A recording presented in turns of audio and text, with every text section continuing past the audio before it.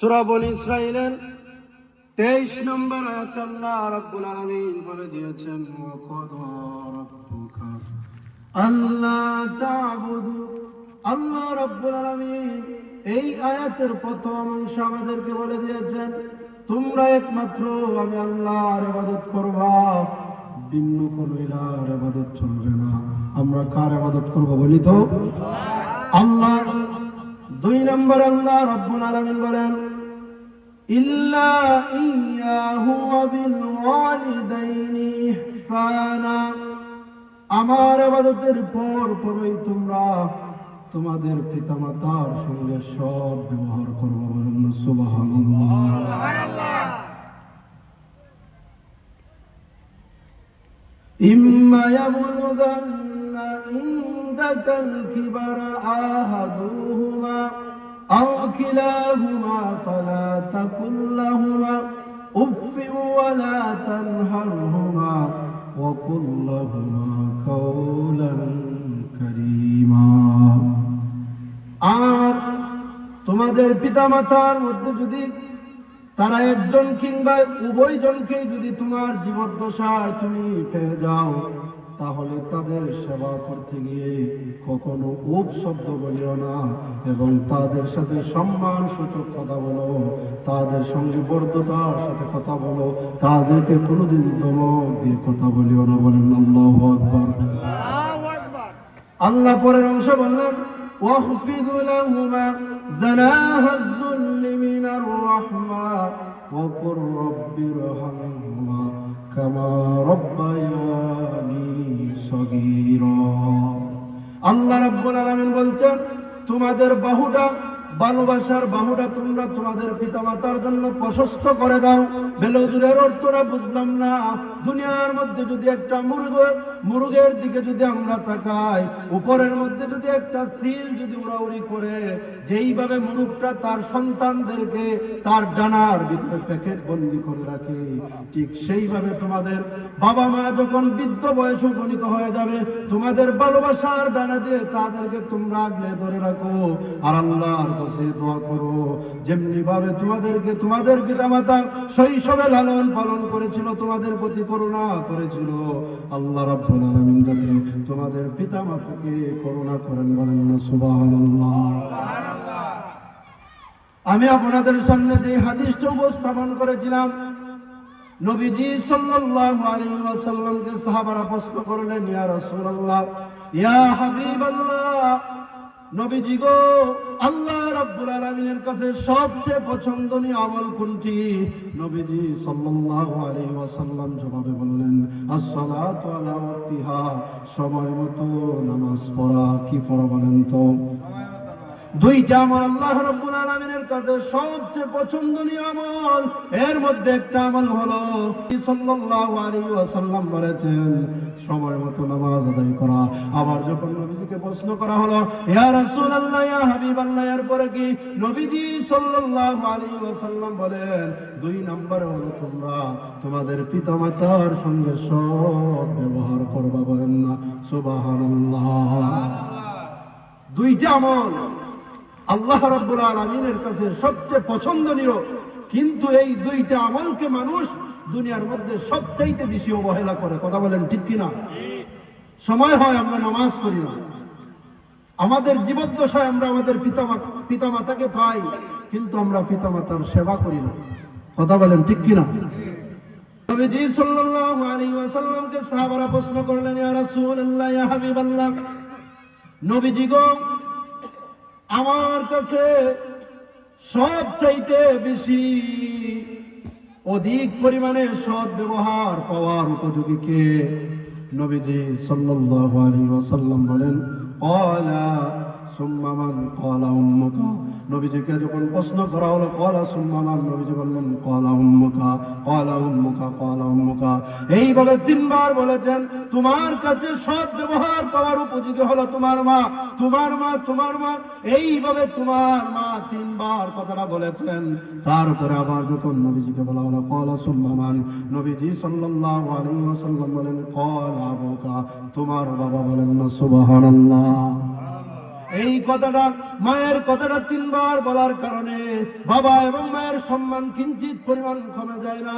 নবীজি সাল্লাল্লাহু আলাইহি ওয়াসাল্লাম বলেন, বাবা এবং মায়ের কথাটা 3 বার বললাম, বাবার কথাটা 1 বার বললাম। কেন জানো নি রে?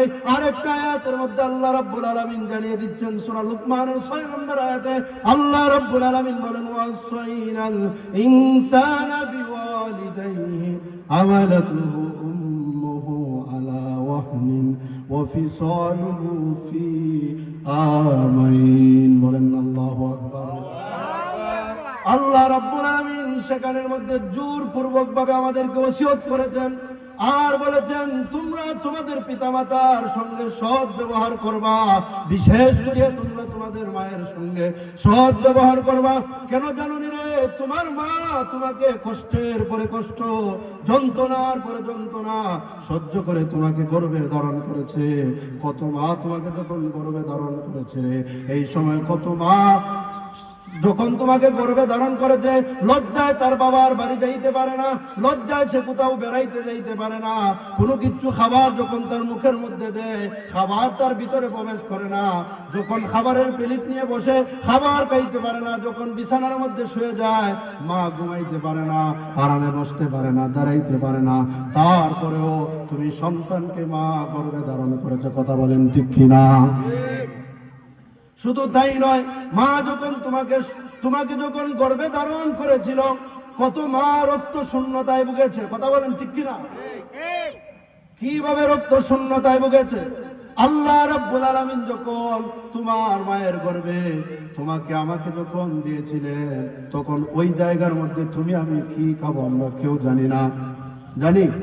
জানি না আল্লাহ রাব্বুল আলামিন মায়ের নাভির সঙ্গে সন্তানের একটা নাভিকে সংযোগ করে দিয়ে, মায়ের ঋতুস্রাব আল্লাহ রাব্বুল আলামিন বন্ধ করে দিয়ে, মায়ের খুনগুলি খাওয়াইয়া আল্লাহ রাব্বুল আলামিন 10 মাস 10 দিন মায়ের গর্ভে আমাদেরকে লালন পালন করেছেন। কথা বলেন ঠিক কিনা? আল্লাহ রাব্বুল আলামিন যখন আমাদেরকে রূহ দিয়েছিলেন, মায়ের গর্ভে যখন আমাদের ভিতরে রূহ দিয়েছিলেন, আমরা হাত পা নড়াচড়া করেছি, মার কলিজার মধ্যে কত লাথি আমাদের লেগেছে। কথা বলেন ঠিক কিনা? এই কষ্টে মা ঘুমাইতে পারে না। আবার আপনি আমি যখন মায়ের গর্ভের মধ্যে গেলাম, আপনি আমার যখন দুনিয়ায় আসার সময় হয়ে গেল, আল্লাহ রাব্বুল আলামিন মায়ের মধ্যে এমন একটা বেদনা তৈরি করে দেন রে, এমন বেদনা, যেই বেদনায় কত মা শহীদ হয়ে মারা যান। কথা বলেন ঠিক কিনা? আবার কত মাকে হাসপাতালের মধ্যে নেওয়ার আগে সন্তানের জন্য মা অঙ্গহানি হয়ে যায়। কথা বলেন ঠিক কিনা?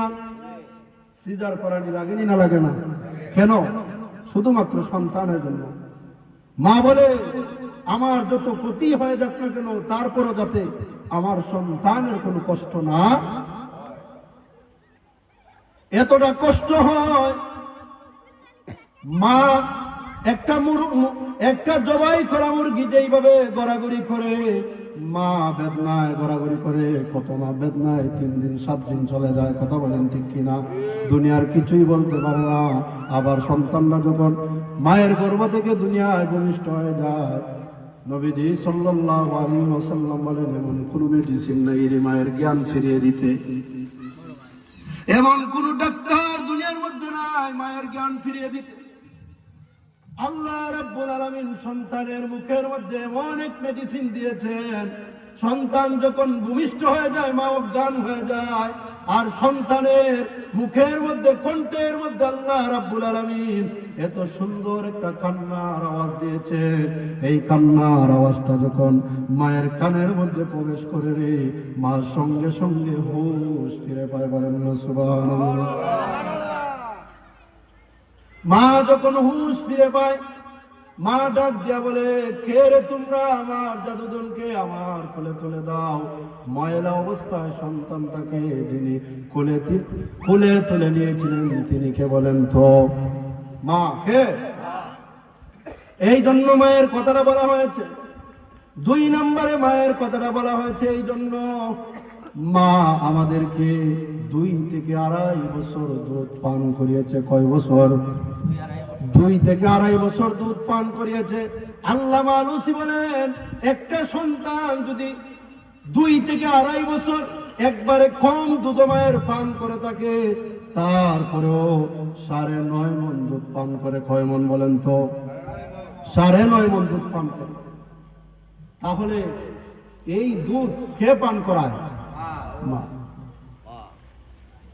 মা পান করে।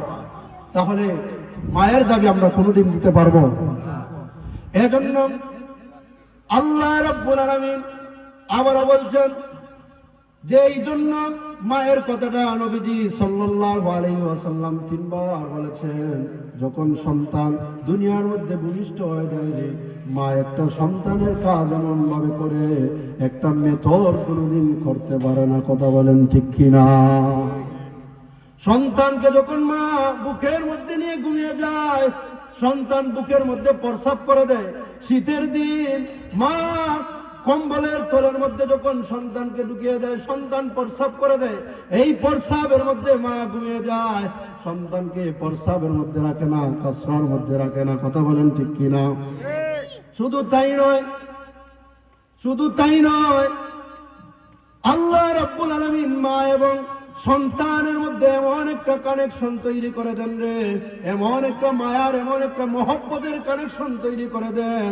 বাবা এবং মা যখন ঘুমিয়ে যায়, সন্তানটা যখন পাশে রাখে, হঠাৎ করে যখন সন্তান ওয়া ওয়া করে কেঁদে ওঠে, বাবার ঘুমটা ভাঙার আগে সন্তানের ঘুম, বাবার ঘুমটা ভাঙার আগে মায়ের ঘুমটা ভেঙে যায়। কথা বলেন ঠিক কিনা? মা সন্তান যদি একবার শুধু বলে ওয়া, দেখা যায় 1 মিনিটের ভিতরেই মার ঘুম ভেঙে মা বিছানার মধ্যে বসে যায়। যিনি বিছানার মধ্যে বসে যায় উনি কে বলেন তো?